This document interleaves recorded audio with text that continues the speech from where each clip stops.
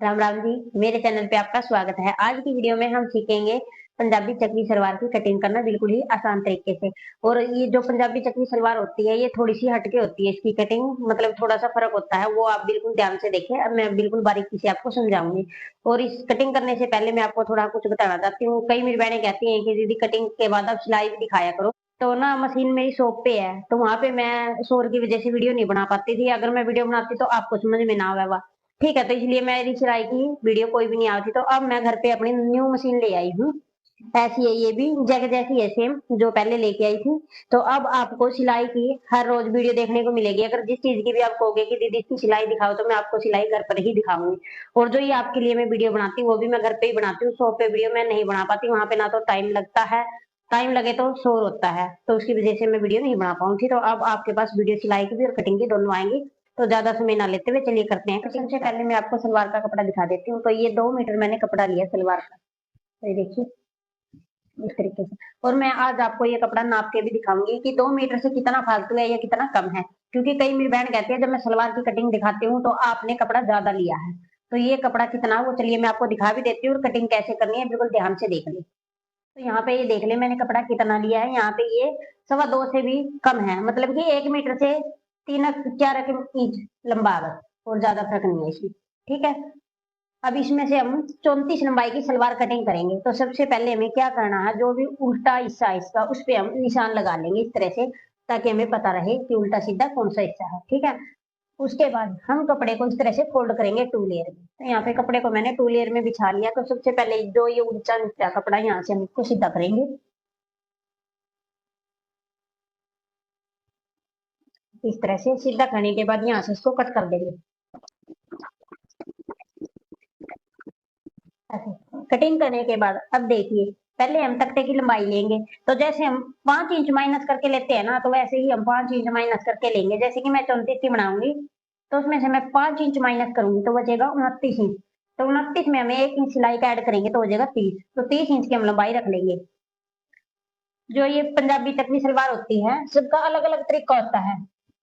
ठीक है, तो यहाँ पे आप ध्यान से समझे, बिल्कुल सही कटिंग बताऊंगी मैं आपको चकली सलवार की।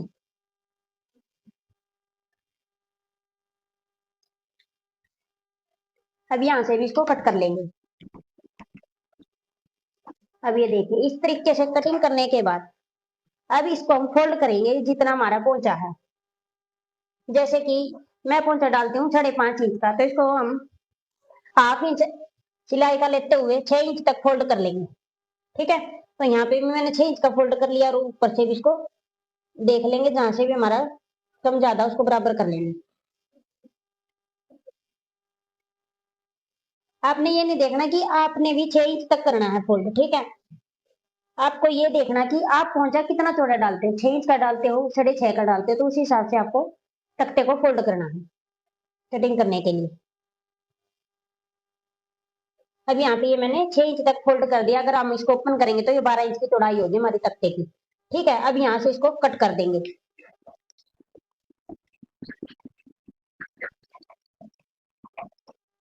तो इस तरीके से ये कटिंग कर दिया। अब जो ये साइड से कपड़ा बचा ना, इसमें से हम बेल्ट कटिंग करेंगे।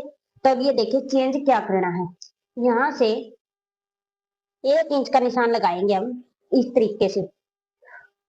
ऐसे निशान लगाने के बाद जो हमारी ये शेपर पट्टी होती है, इसको ऐसे रखेंगे और इसकी गोलाई इस तरह से देंगे ऐसे। ये हमें चेंज करना तख्ते में। और कली में क्या चेंज होगा वो भी मैं आपको बताऊंगी। पहले यहाँ से आप बिल्कुल ध्यान से समझ ले। पहले जितनी भी आपकी लंबाई है सलवार की, उसमें से आपने बेल्ट माइनस करनी है, जितना बचा उसकी लंबाई लेके, और 1 इंच यहाँ से हमें पोंचा डाउन करना है। ये डाउन क्यों करते हैं, क्योंकि जो चकवी सलवार होती है ना वो खड़ी खड़ी रहती है, वो पोंचे पे नहीं गिरती। ठीक है, और पीछे से जो उसकी लेयर होती है वो ज्यादा होती है, तो वो कैसे आएंगी वो भी आपको आगे सीखने को मिलेगा। पहले हम यहाँ से इसको कट कर लेंगे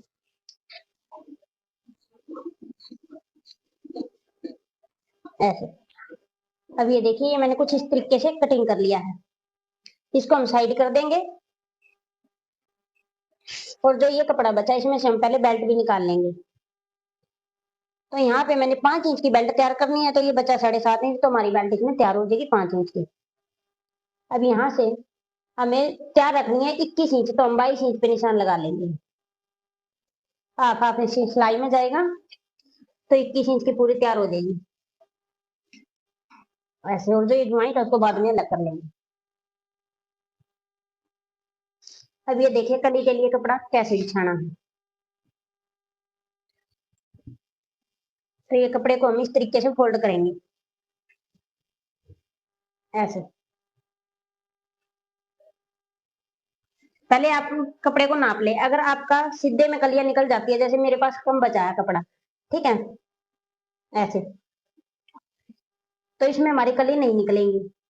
अगर आपके निकल जाए सीधे में तो आप सीधे में ही कोशिश करें निकालने की, ठीक है। इसको हम अब इस तरीके से बिछाएंगे ऐसे। तो यहाँ पे कपड़े को मैंने 2 लेयर में बिछा लिया अच्छे से सेट करके। अब यहाँ पे ध्यान से देखें, तो हमारी सलवार की जितने भी लंबाई थी, जैसे कि मैंने रखनी है 34 इंच, आपकी 35 भी हो सकती है, 36, 37, 38 भी हो सकती है, ठीक है।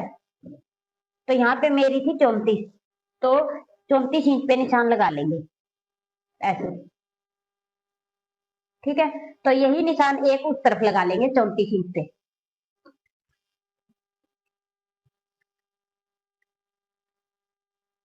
ऐसे। ये निशान लगाने के बाद अब इन दोनों निशानों को मिला देंगे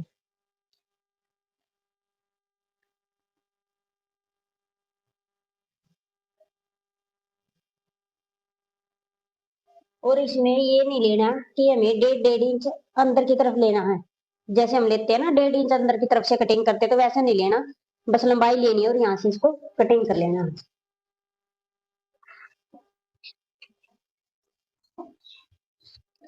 मेरे पास कपड़ा कम है, अगर आप पंजाबी चकली सलवार बनाते हो तो 2.5 मीटर कपड़ा तो लेना, उसमें बहुत अच्छी लुक आएगी सलवार की। अगर लंबाई ज्यादा है 38 39 है तो 3 पौने 3 मीटर कपड़ा ले लो। ये मैंने इस तरीके से कटिंग कर ली है, ये होगी हमारी कली। अब इस कली को उठा के दूसरी कली के ऊपर हम सेट कर लेंगे ऐसे। तो अब ये देखिए, यहाँ पे मैं आपको दिखा देती हूँ, यहाँ से हमारा आसन निकलेगा, ठीक है।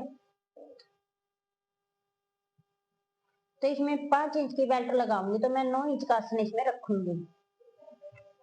अगर आपका ज्यादा होगा 10 इंच का, 11 इंच का, तो आपको इस तरीके से निकालना है, आगे की तरफ इंची टेप को बढ़ा ले। अब यहाँ से भी इसको कट कर देंगे ऐसे। तो यहाँ पे ये मैंने आसन की कटिंग कर दी है। अब समझते हैं इस तरफ से, यहाँ से देखिए इसमें क्या करना है। जो कली की लंबाई है वो हमने पूरी रखी है, और जो हमें तख्ते की लंबाई ली थी वो 5 इंच माइनस करके रखी है ऐसे। तो अब इसको इस तरीके से सेट करना है ऐसे, ठीक है। अब जितनी हमें गोड्डा रखा है, मतलब कि मैंने 5.5 इंच का, आधा आधा ही सिलाई में जाएगा, तो इसका अंदर का मार्जिन नहीं है, तो वो अंदर का मार्जिन हम यहाँ से रखेंगे। अब ये आगे की तरफ है 2 इंच। अब इसको भी हमें ऐसे ही कटिंग करना है इस तरीके से। यहाँ ये शेप थी ना जो, इसको ऐसे ही मिलाना है कली के साथ, ऐसे ही गुड़ाई में इसकी कटिंग कर देंगे।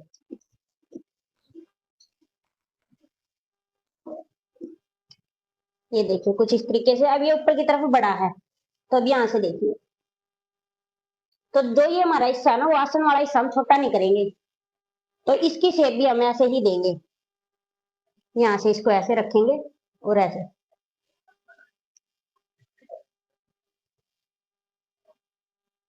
ऐसे। ये देखिए, जो ये वाला हिस्सा है ना वो हमारा बड़ा होना चाहिए, क्योंकि पीछे से हमारी लेयर बनेगी, तभी तो ये चक्री सलवार होगी, और यहाँ से ये खड़ी खड़ी रहेगी।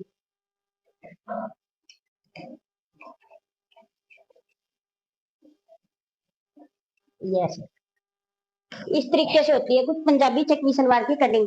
अब ये देखिए, इस तरीके से कटिंग तो कर लिया। कई मेरी बहनों को यही डाउट रहेगा कि इसकी सिलाई कैसे करेंगे, क्योंकि नीचे से तो जब हम यहाँ से पोंचा बनाएंगे तो ये तो गोलाई में आया, इसका पोंचा भी कुछ अलग तरीके से बनेगा। अगर आपको इसकी सिलाई करनी है ना, तो जल्द से जल्द और ज्यादा से ज्यादा कमेंट करें, ठीक है। तो फिर मैं आपको इसकी सिलाई भी दिखाऊंगी, बिल्कुल जितनी आसान तरीके से मैंने कटिंग दिखाई है, इतनी आसान तरीके से मैं आपको इसकी सिलाई भी बताऊंगी।